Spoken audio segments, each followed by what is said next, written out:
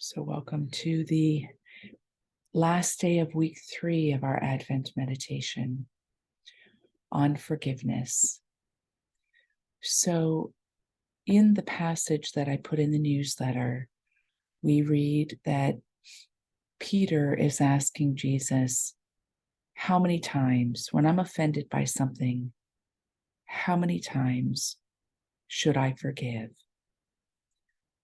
And Peter, in his graciousness, says 7 times. And Jesus really magnifies that number, doesn't he? 70 times 7. And of course, we're not talking about literal numbers here, but I want to start first with the numbers.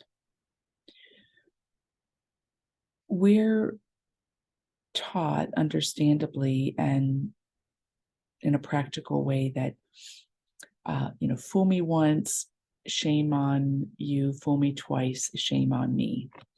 We're taught that in our lives, when there's a pattern of hurt that's happening, that it's really our responsibility if we allow it to continue. So if we ask for change or if we forgive, but then the pattern keeps going on and we don't do anything about it, we're taught that it then becomes part of our responsibility, our fault, if the pattern continues.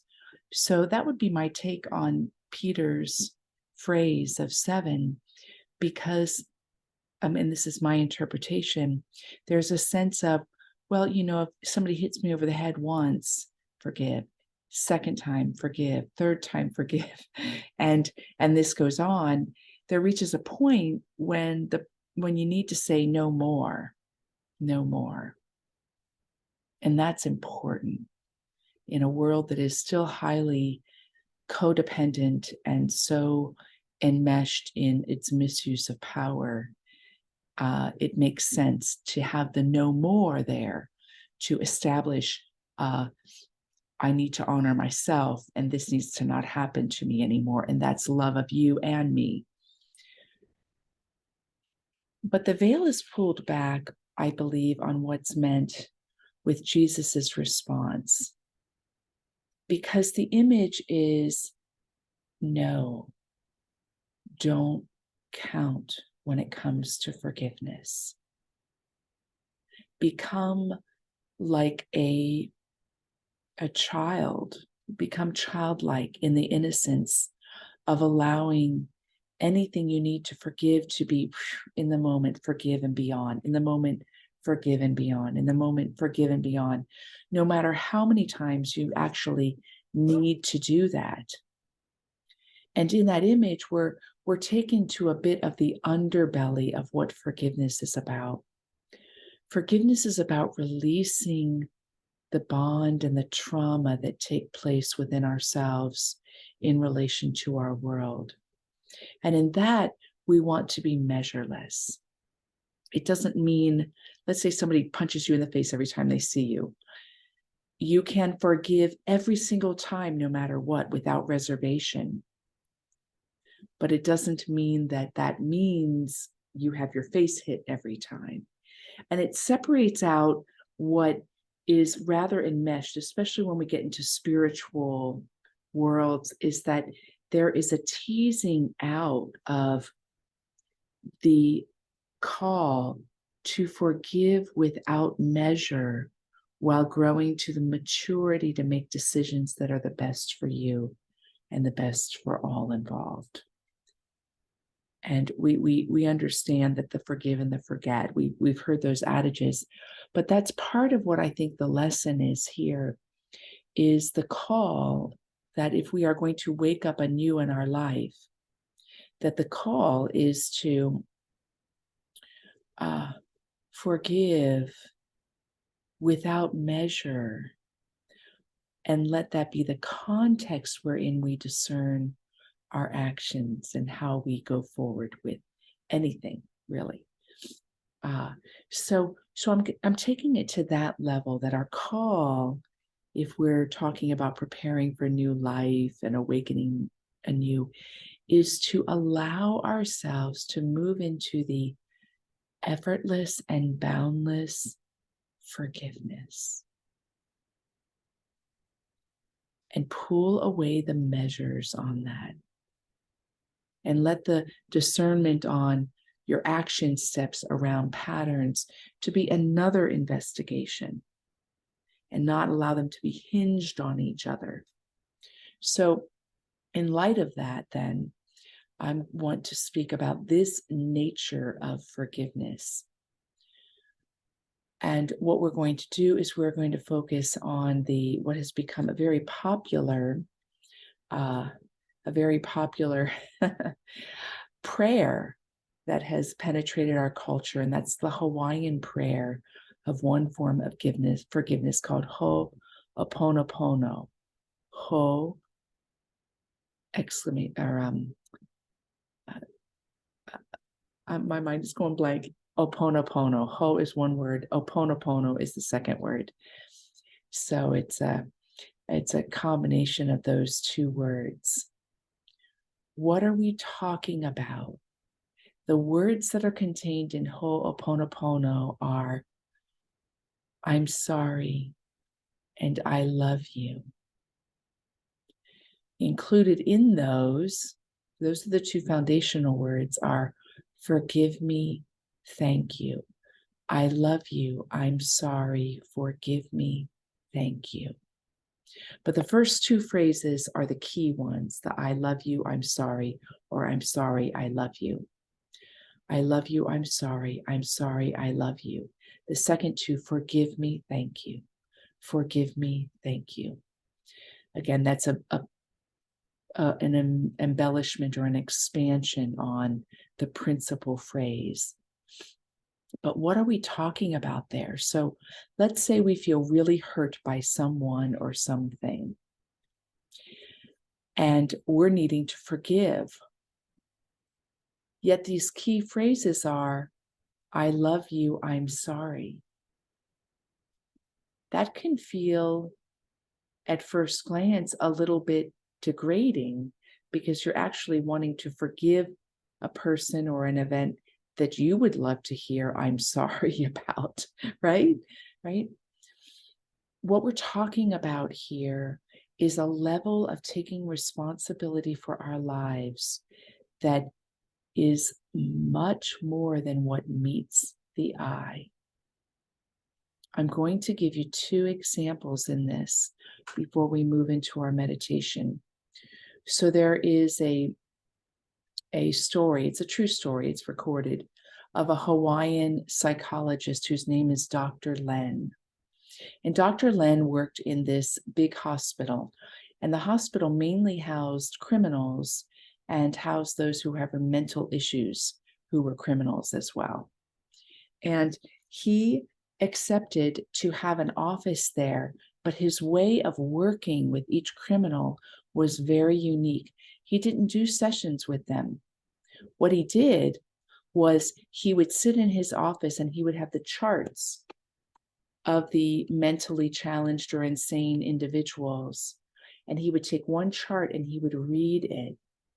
And then once he read it, he would sit there and he would say simply the first two phrases, but he said them in this order. I'm sorry, I love you. I'm sorry, I love you. I'm sorry, I love you.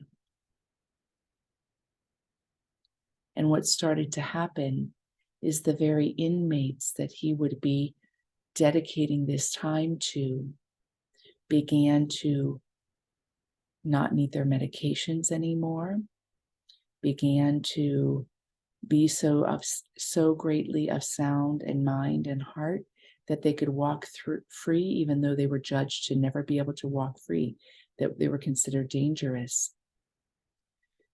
Those that were sick in any way began to feel better. And then in time, even the staff, because that's a high burnout and fairly heavy job to have, the staff began to be changed and transformed and coming to work with great joy.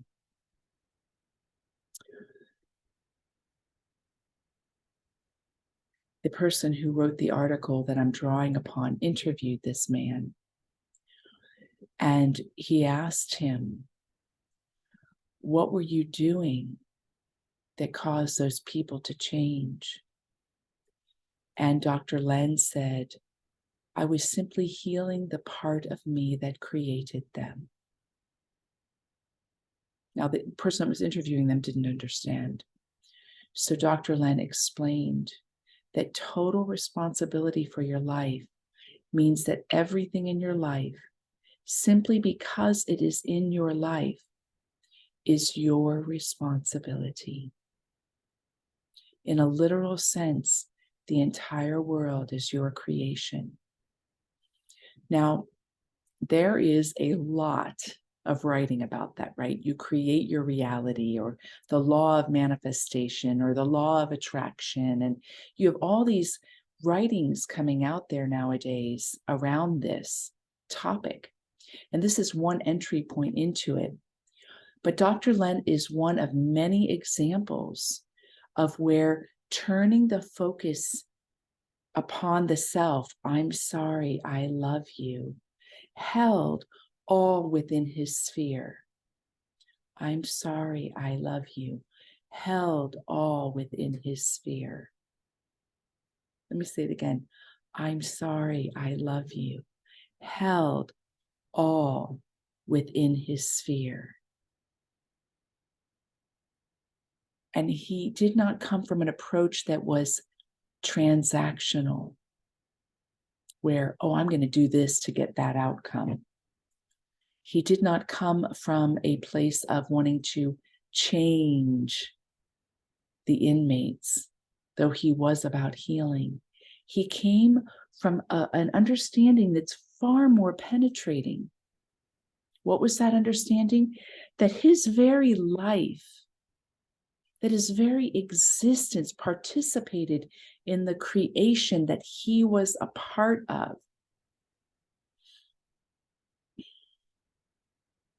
So taking full responsibility for our lives, that is everything we see and hear and taste and touch or experience or know about is part of our experience.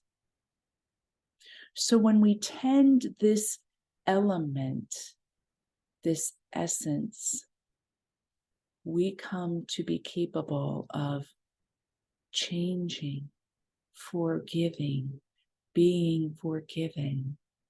In fact, it is a very humble way. It may sound like a position, but if you really examine it, it's a very humble way. Wow, I am a part of all this creation.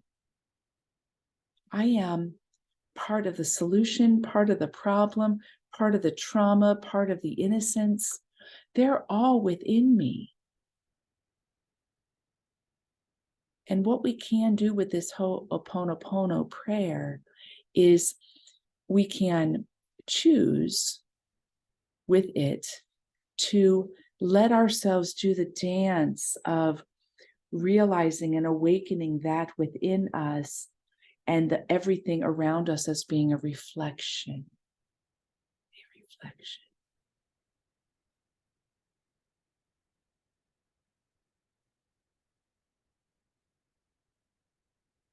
I just had lunch with a friend who, interestingly, because I wasn't talking about this topic and this wasn't an intentional connection, but he did something very similar in his own life. And in it, with the Ho'oponopono attitude, if you will, within that experience, I don't know that he did the prayer specifically, but he was doing exactly it. He experienced a great and dramatic healing with his brother without any dialogue, and there was great tension there. Without any dialogue.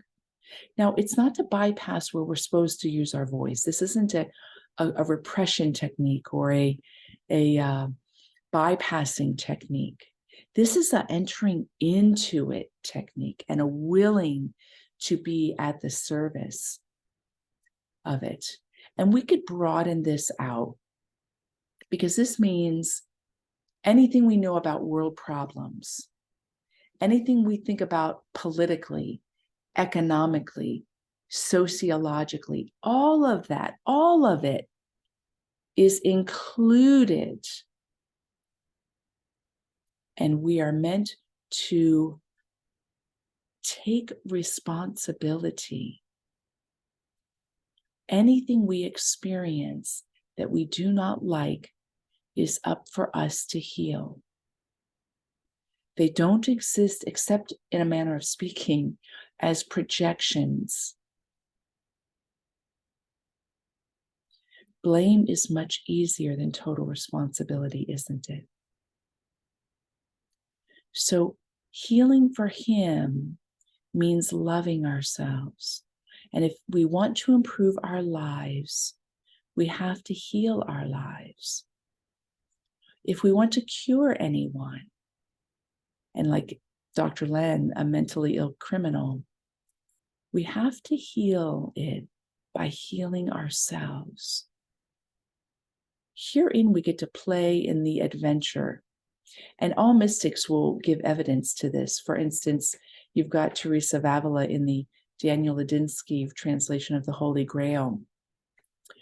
The realized soul plays with the universe as a child plays with a ball. This is what we are talking about. Now, before we get into the meditation for today, I want to tell you a funny story. So when I was early on in monastic life, my devotion and my realization was my interconnectedness with all things. And in that, which is similar to what we're talking about here, we went to confession once a month. So we had this priest come that we did our confessions with every month. Well, I went in there one month, and of course, get this, he doesn't know me. I'm in cloistered life. So it's not like we've gotten to know each other personally. He had no idea of the context of my confessions. He was the representation and symbolic opportunity for me between God. And I went in there and I had made this long list of all sorts of things that I didn't do personally, but I was sorry for and I was asking forgiveness for. Well, at the end of that confession, actually, I'm remembering now, I forgot. This was my confession before my simple vows. So it was intended to be a really deep, all-encompassing confession. I forgot that until right now. So I went in there wanting to cover all the bases. And all of that was not just my personal things that I knew I had specifically done through action, word, deed, but also all the ways that I was sorry for my part in the creative process where it fell short. Well, at the end of that confession, before I was given absolution, which is something you receive during the confession process, if you're not familiar, it's a sacrament, and it's used to give you this divine setup where it's you and God, and you're just opening up and receiving the outpouring of grace upon your being, in being loved in light of and in spite of what you name. Well, at the end of that confession, before he gave me absolution, he said to me, "Are you sure you want to make vows?" And I was like, "Yes, I am so called. This is really my life." And he had thought that all these things I was naming and that I had done literally, personally, like literally. And so, so now I was so in love with God, I didn't really care about the misunderstanding, but it was interesting, right? And I realized afterwards that I didn't have the languaging to communicate that I accepted responsibility for my part in the creative process of all these things happening. I was actually taking responsibility for all these things. And I was even naming things that physically I hadn't done, but I was knowing that my part of being in creation was in some mysterious way responsible for them happening. So I understand now my language is a bit more nuanced, why he would be probably a bit alarmed. And he'd be bound not to tell anybody. He probably really prayed for me being in monastic life. Okay, so now if you look at the translation, if you look at the actual, let me pull up, etymology of Ho'oponopono, you find that it is it has this facet. So it's rich in its tone of forgiveness. It is to put in order and shape, to adjust, to amend, to regulate, to arrange, to rectify, to tidy up. It's a mental cleansing.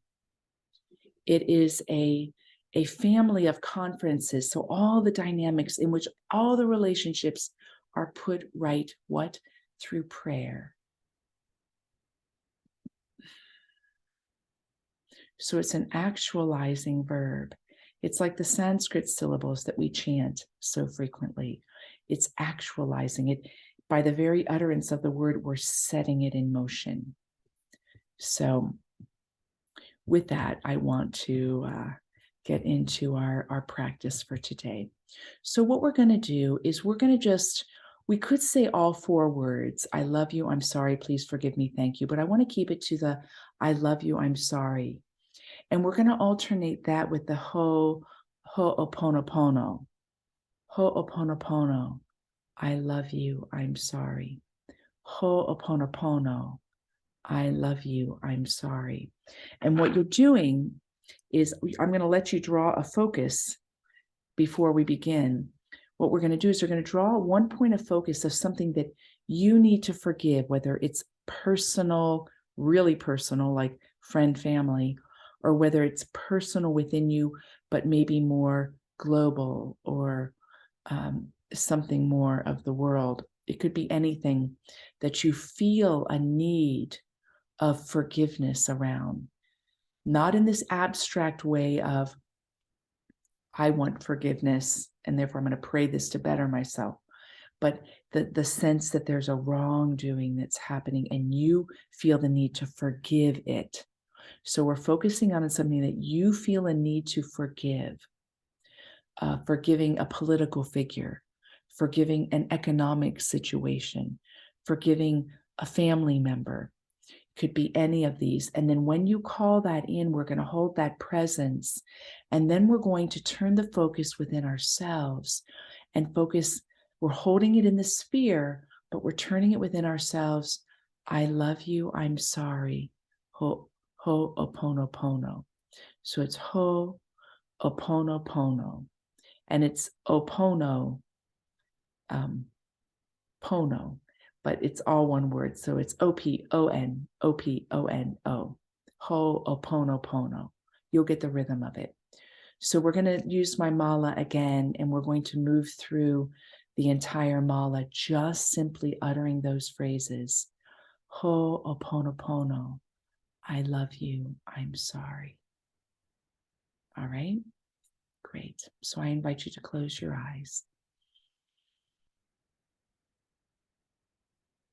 And together we each individually draw a person, place, thing, a situation that we feel a need to forgive because of the wrongdoing.